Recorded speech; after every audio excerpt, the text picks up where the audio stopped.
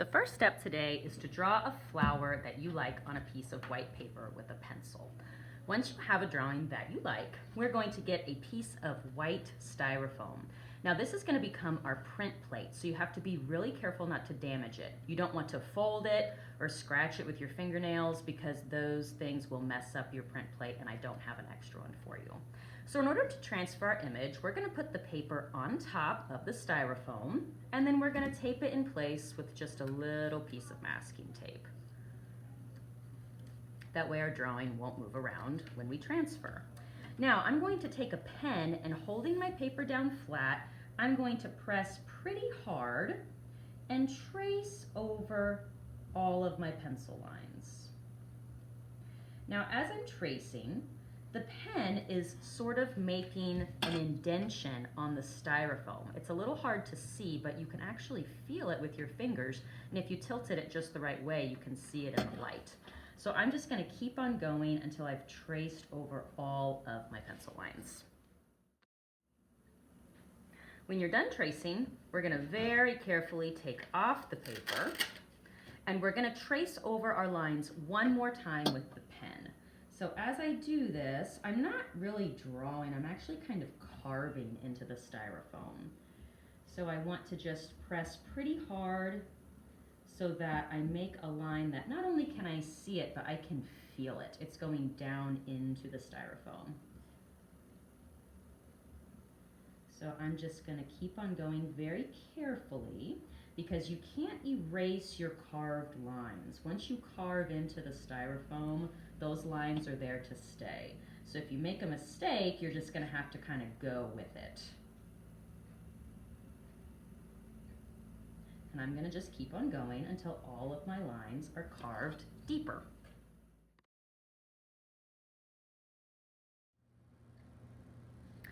Now I've traced over all of my lines with the pen.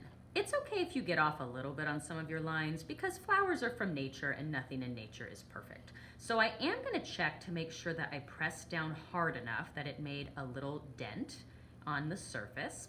And then I'm going to take several pieces of bright colored paper that I'm going to be making my prints on. It is very, very important that you put your name and art code on the back of each piece. I'm going to keep all of my papers and my printing plate on my own black tray to make it easy when I carry it around the room to do my prints. When I'm ready to print, I'm going to make sure that my printing plate and all of the printing ink stays on the messy mat beneath it so the tables don't get too messy. Now I'm going to wait until there is a brayer that is available for me. I'm not just going to take one from somebody else, and we will have to be patient and take turns today.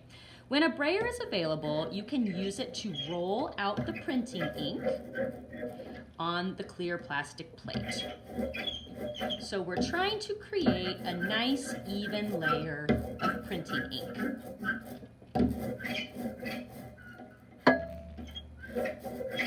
Once you have it rolled out, we are going to roll the ink onto the print plate. And you might have to get a little extra to make sure that it covers the whole thing.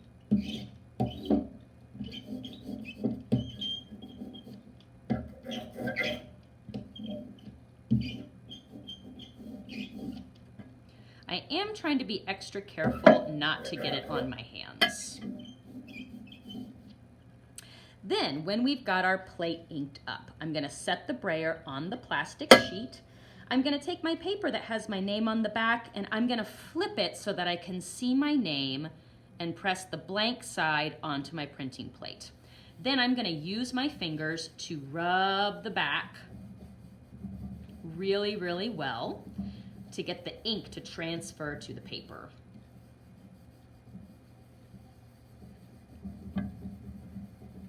Once I've rubbed the whole back, I'm going to carefully lift the paper.